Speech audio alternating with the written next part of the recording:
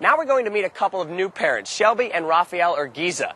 Everything at the Urquiza house seems to come in twos. There are two of them, two dogs, and now twin babies. Even their dilemma is twofold. We've been married almost 6 years, and we adopted our dog Lady approximately 4 years ago. When we adopted her, it was brought to our attention of the joint problems that she had and knee problems. She's not able to walk, she crawls all over the house, but she's very happy. Despite the disability. And then we have Junior, who is the complete flip side. Very high-strung, very high-strung, very hyper, full of energy, 24 hours a day, 7 days a week, does not stop. What we're looking for is help in having the dogs adjust to the babies.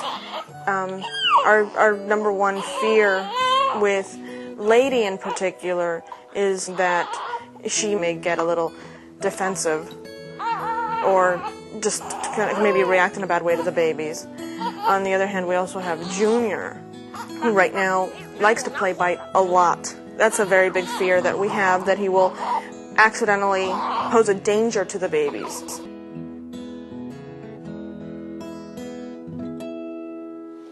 I brought Shelby and Raphael a double dose of training for their two-dog predicament.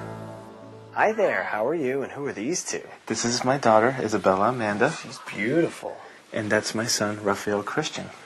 Wow, I'd ask to hold them, but they're just so tiny. Yeah, now you can see why we're so concerned. They're just 2 weeks old today. Yeah, you do want to get started right away. And since the both of you are home with the babies, it's also a good time to start working with the dogs, because we want the dogs to see the babies as being a very positive addition to the family.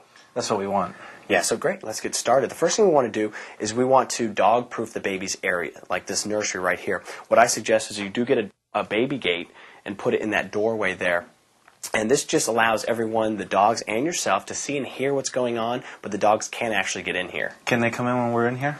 I don't suggest you allow them in here at all. This just prevents a lot of problems that you might have. And if you do let them in here, they're just tempted to come in here even when you're not around. Okay? So let's move on to the rest of the house, all right? Okay, great.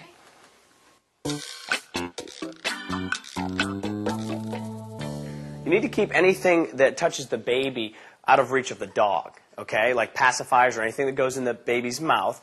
Also diapers, dirty diapers. You want to make sure that you throw the dirty diapers away somewhere where the dogs can't get to them, because we don't want to make the babies or the dogs sick, all right? Now, I know your primary concern is with Junior, right? So, Raphael, why don't you go get Junior? Okay. Now, what are your concerns with Junior? Our primary concern is he's so hyper and out of control, we're afraid he's going to actually hurt the babies by accident.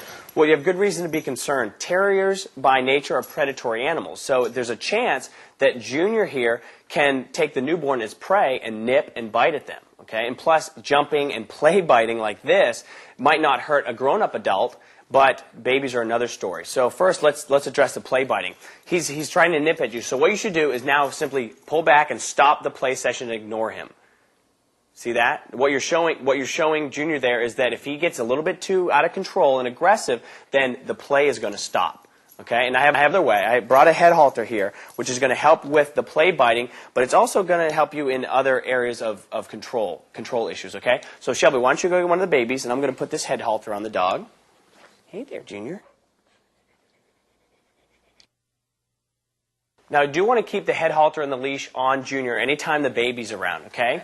And what you want is you want to ask Junior to get into a sit stay just like that, and you want to reward Junior anytime he's being calm. And you can do that by petting him like you're doing that, like that, or you can give him a treat, anything. If the dog does get aggressive or excited, you want to make sure you don't yell at the dog, because this is just going to escalate those emotions, okay? What you do want to do is you want to get the dog to a distance where he is comfortable, okay? And go ahead and reward him for staying calm at that distance, and then slowly move him closer and closer. The more rewards that Junior gets, he's going to start to see the baby as a positive addition to the family. Okay. What about Lady? Well, you do want to give Lady the special attention that she got before the babies got here. But you're also going to want to spend special time with her when she's in the presence of the twins. Okay? So why don't we take the baby into Lady? Come on, Junior. Now make sure you give Lady attention when the baby's in the room, okay? If you only give the dogs attention when the babies are asleep or in another room, they're going to catch on, and they might act up and misbehave just to get your attention, okay? We want to show the dogs that the babies are a welcome member of the pack, and also that they don't threaten the dog's place in the family. Okay? Now, even the best behaved dogs, and I have to stress this, even the best behaved dogs should not be left unsupervised around babies or young children. And you also want to continue to supervise the dogs as the babies grow and start to move around a little bit. Okay? Training's important, but there's no substitute for that supervision. Okay?